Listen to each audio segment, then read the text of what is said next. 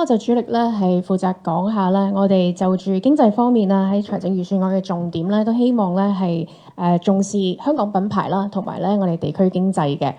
咁我哋可以見到咧個圖表顯示咧，選擇咗打造香港品牌啦，同埋重視地區經濟嘅，都佔我哋嘅受訪者咧超過50%嘅，咁都係一個相當之高嘅百分比。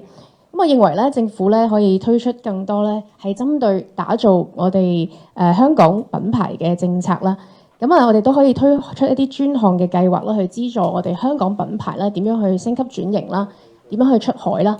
亦都咧可以資助企業咧發展工業旅遊嘅。咁其實喺呢部分咧，我哋新界啦有好多嘅廠房啦，亦都係一個好好嘅潛力咧，可以去做轉型，去令到咧呢啲廠房咧可能而家已經唔再係生產，但係咧可以轉型成為一啲旅遊嘅特色景點嘅。咁其實咧參考好多外國嘅例子啦，都係咧一個好好幫扶咧我哋地區經濟嘅一個措施嚟嘅。咁所以咧呢一樣嘢係值得咧我哋繼續去推廣。咁喺地區經濟方面咧，我哋都希望咧係大力咁樣推動區區有旅遊嘅。咁喺新界咧有好多嘅鄉村啦，其實咧都可以做到鄉郊共融共贏。咁可以咧打造一啲我哋鄉村嘅特色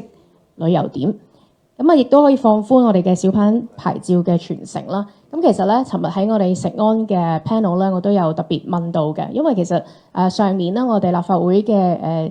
研究部咧都有推出過一啲新嘅數字啦。咁顯示咧，自2000年咧，我哋嘅小販牌照咧，由我哋當時咧係8063個，咁下降啦，去到2024年咧，只係得返4848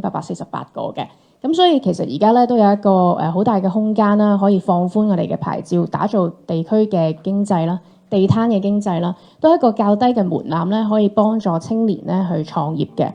咁其次其實咧，我哋都可以利用一啲智能技術啦，去活化我哋現時嘅一啲空置嘅街市。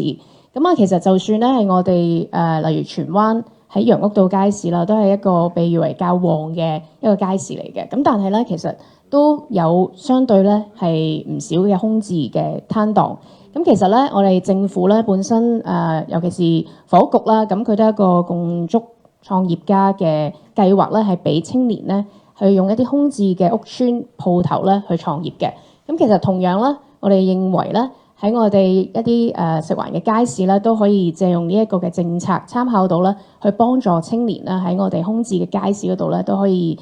容易啲去創業啦，有個較低嘅門檻，咁亦都可以幫助我哋咧係帶動更多嘅人流嘅。咁就住青年方面啦，咁頭先咧都有提及到啦，18至40歲咧，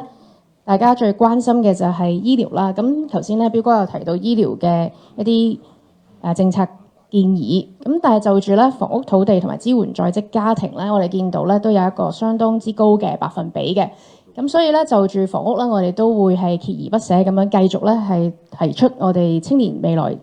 置業儲蓄計劃嘅呢個倡議，希望咧政府咧係可以接納嘅。咁其次咧，我哋都希望咧支援在職嘅家庭，尤其是啲年輕家庭啦，鼓勵佢哋生育嘅。咁所以我哋建議咧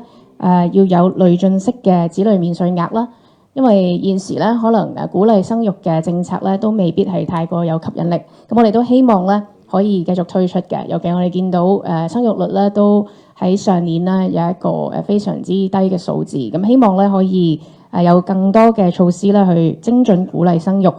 咁另外咧，我哋都希望咧支援一啲青年家庭咧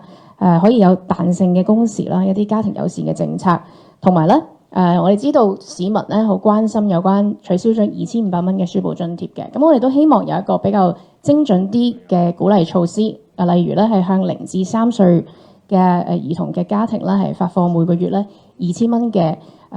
育兒津貼嘅。咁希望都可以咧減輕到在職家庭嘅壓力。咁呢個係我嘅一個匯報同分享。